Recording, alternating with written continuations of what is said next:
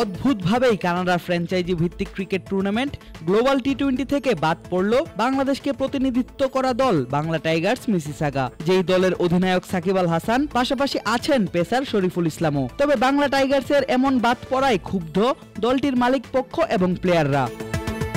ঘটনার শুরু 9ই আগস্ট শুক্রবার। সেদিন টুর্নামেন্টের এলিমিনেটর পর্বে খেলার কথা সাকিবদের, সেটি কলিন মুনরোর দল টরন্টো ন্যাশনালসের বিপক্ষে। কিন্তু বৃষ্টির কারণে খেলার পরিবেশ থাকে না মাঠে, ফলে দুই দলই এমন কন্ডিশনে খেলতে আপত্তি জানায়। সাকিব আল হাসানকেও দেখা যায় বাউন্ডারি লাইন নিয়ে আপত্তি জানাতে। প্লেয়ারদের আপত্তি শুনে কানাডা ক্রিকেট সিদ্ধান্ত নেয় পরের দিন সীমিত ওভারে অনুষ্ঠিত হবে এই ম্যাচ।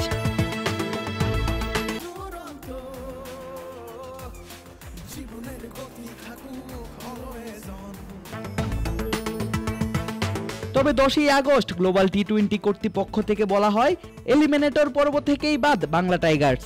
এভাবে বাদ পড়ার ঘটনা নিজ মুখে জানিয়েছেন বাংলা টাইগার্সের chief executive officer Jafar Yasin Chowdhury. Match হওয়ার কথা তখন আবার তারা বলতেছে, তখন the technical committee of G20 তারা they came up with the complete different statement, though sorry we can do a match, so basically Bangla Tigers is out of the tournament.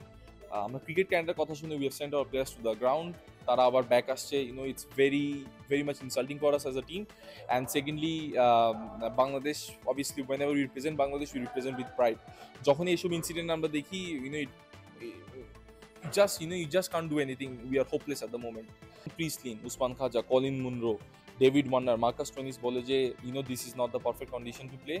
At that moment of time, match referee they got the match cancelled and match abandoned হয়ে যায় instantly, ঠিক আছে। যখন as a Asian, as a Bangladeshi, যখন Shakib Al Hasan went to them and explained them the whole situation, at that moment of time তারা সাকিবের কথা শুনে নাই, and then also they make a decision out of nowhere.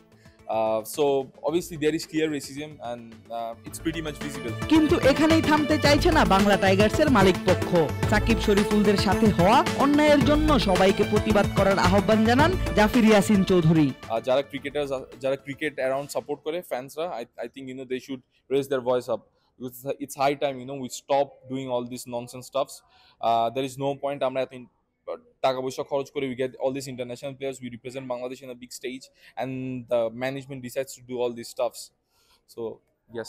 এর আগে 7 ম্যাচের 4টিতেই জয় পায় সাকিব আল হাসানের দল বাংলা টাইগার্স। 2টিতে হারলেও গ্রুপ পর্বের শেষ ম্যাচ হয়েছে বৃষ্টির কারণে পরিত্যক্ত। সেই ম্যাচে পয়েন্ট ভাগাভাগি করে দুই দল। বাংলা টাইগার্স উঠে যায় নকআউট পর্বে, আর নকআউটের এলিমিনেটর পর্বে সাকিব শরীফুলদের সাথে ঘটে এমন অপমানজনক ঘটনা।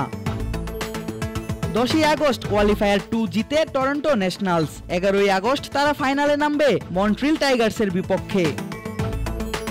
আদিব আশরাফ, ক্রিক ফ্রেঞ্জি।